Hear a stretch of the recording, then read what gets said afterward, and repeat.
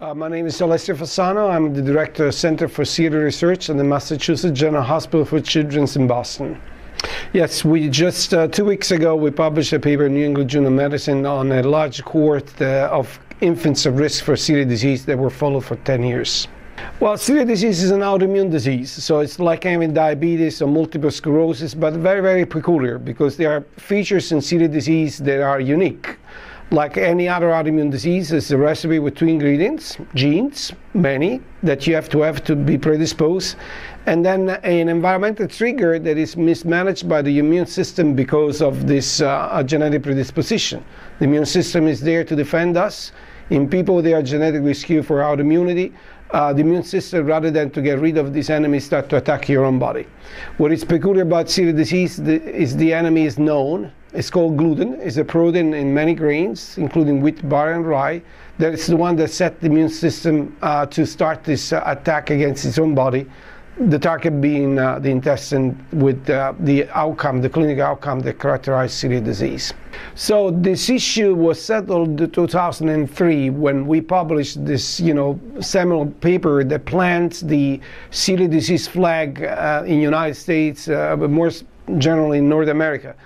Before this paper was published, the general sense was that celiac disease was rare in the United States, much more frequent in Europe. Now, many epidemiological studies, including this 2003 study in the United States, suggest that celiac disease is roughly 1% worldwide, everywhere. So it's not rare at all. So the projected number of people with celiac disease in the United States is approximately 3.5 million. The problem is that because it's a clinical chameleon, because the awareness was not that high, and because it's very difficult to make a diagnosis, only 10–15% of these 3.5 million people have been diagnosed so far. The rest remains undiagnosed. There are comorbidities with celiac disease, so there are some other conditions that they're clustered to have a much higher risk to develop celiac disease. Classical example, type 1 diabetes, 7 times more than the general population. People with Hashimoto thyroiditis, i.e. autoimmune thyroid diseases, between 15 and 20 times more. Folks with Down syndrome, 10 times more. So there are definitely some populations that are higher risk to develop celiac disease.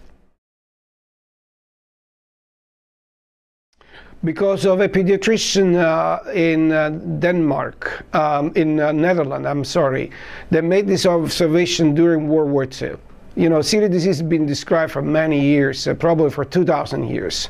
But what was the culprit was totally unknown until this gentleman made a very interesting observation. During World War II, the mortality that was extremely high of celiac disease, 30–35% of kids would not make it, went to zero during the war and came back to pre-war era to 30–35%.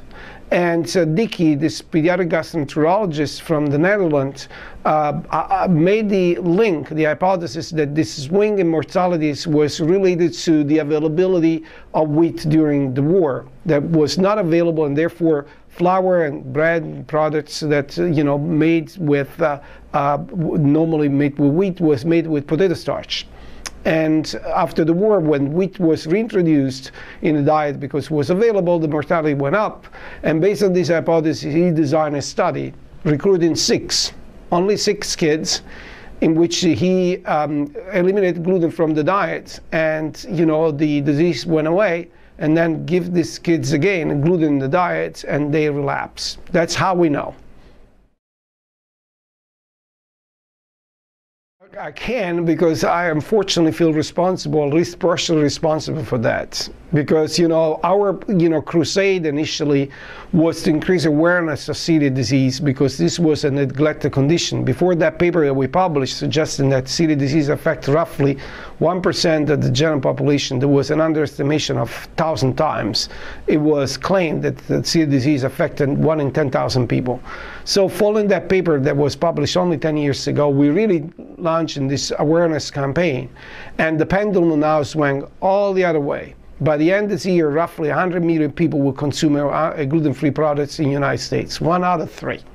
Definitely, these are not people that have celiac disease by definition. So who are these people?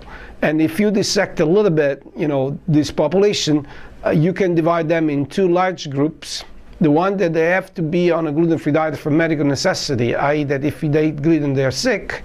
And the other group, much larger, that go gluten-free because they believe that it's good for them, or because it's fashionable, or because some icon, an actress, or a politician is embracing, or a sportsman is embracing gluten-free diet, and they feel that they should do the same.